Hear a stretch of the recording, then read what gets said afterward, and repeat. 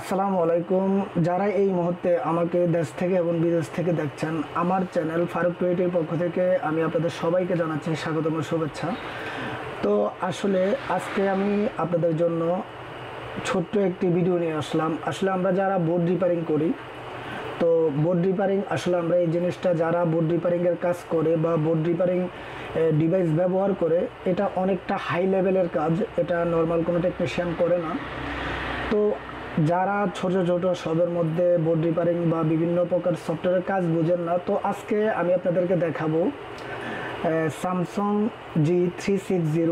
আপনার যদি কথা বলা অবস্থায় যদি ফোনটি বন্ধ হয়ে যায় বা আমরা বিভিন্ন প্রকার টুলসের ব্যবহার করি, তো টুলসের কারণে যদি আমাদের ফোনটি বন্ধ হয়ে যায় সফটওয়্যার করতে গেলে, তো আমরা কিভাবে বোর্ড রিপেয়ারিংয়ের মাধ্যমে আমাদের সেটটিকে আমরা পুনরায় রানিং করতে পারবো, ওইটাই আর আমি আপনাদেরকে দেখাবো। আর আমি বলে নেই, আপনারা যারা এখনও আমার এই চ্যানেলটিকে সাবস্ক্রাইব করেননি, নিত্যদিন নতুন নতুন মোবাইলের অ্যাপসের সফটওয়্যার মোবাইল টেকনিশিয়ানের বিষয়ে আপডেট পেতে অবশ্যই আমার চ্যানেলটিকে সাবস্ক্রাইব করবেন।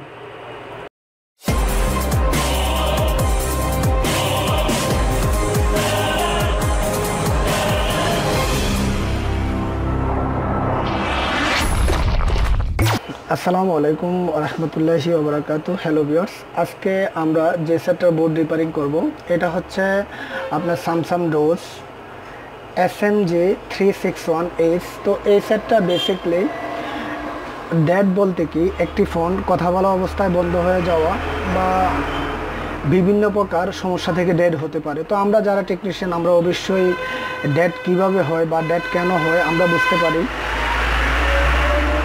তো আজকে আমি আপনাদের জন্য পপুলারলি একটি ভিডিও নিয়ে এসেছি, কিভাবে আপনি অ্যান্ড্রয়েড যে কোনো ফোনকে ডেড ফোনকে আপনি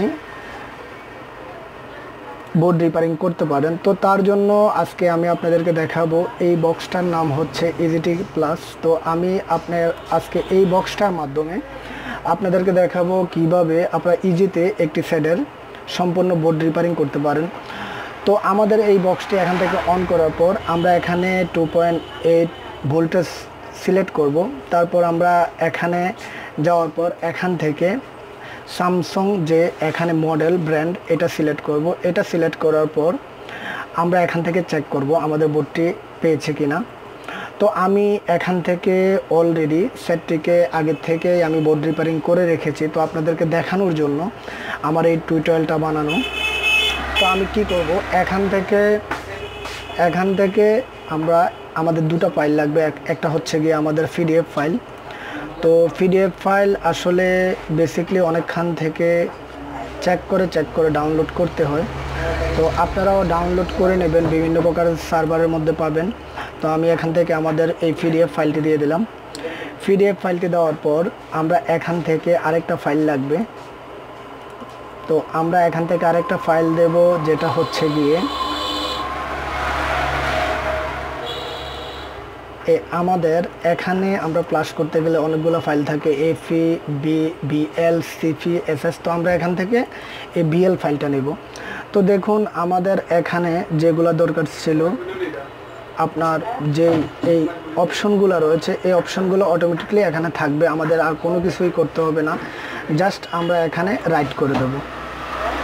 তো দেখুন, অলরেডি আমাদের বক্সের মাধ্যমে আমাদের সেটটি রাইট হওয়া শুরু হয়ে গিয়েছে। তো অলরেডি এখানে রাইট ডাউন চলে এসেছে। তো আমরা এখান থেকে চেক করে নেব আমাদের সেটটি কমপ্লিট হলো কিনা। তো আমরা তার জন্য এখান থেকে গেট মোর ভার্সন এই দুটো দিয়ে এখান থেকে সিলেক্ট করে দেব।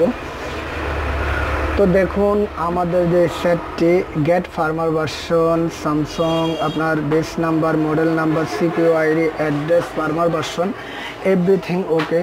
তো আসলে আমরা চাইলে এভাবে আমরা যে কোনো ডেড বোর্ডকে রিপেয়ারিং করতে পারি। তো ভিউয়ার্স, আপনাদের কাছে একটাই রিকোয়েস্ট, আমরা এত কষ্ট করে আমরা এই ভিডিওগুলো মেক করি শুধু কেবল আপনাদের জন্য। যদি কোনো প্রকার রেসপন্স আমরা না পাই, এটার থেকে আর কোনো কষ্ট হতে পারে না। ওকে, আল্লাহ হাফেজ, সবাই ভালো থাকবেন। ওকে ভাই। তো ভিউয়ার্স, আপনারা যারা আমার ভিডিওটা ফার্স্ট থেকে লাস্ট পর্যন্ত দেখেছেন, যদি আমার ভিডিওটা দেখে যদি আপনাদের থেকে এতটুকু ভালো লেগে থাকে বা এতটুকু শিখতে পারেন, তাহলে অবশ্যই আমার চ্যানেলটাকে নিচে গিয়ে সাবস্ক্রাইব করে দেবেন, আমার ভিডিওগুলো আপনার বন্ধুদের মধ্যে শেয়ার করবেন। আজকের মতো এখানে বাই। ওকে, আল্লাহ হাফেজ।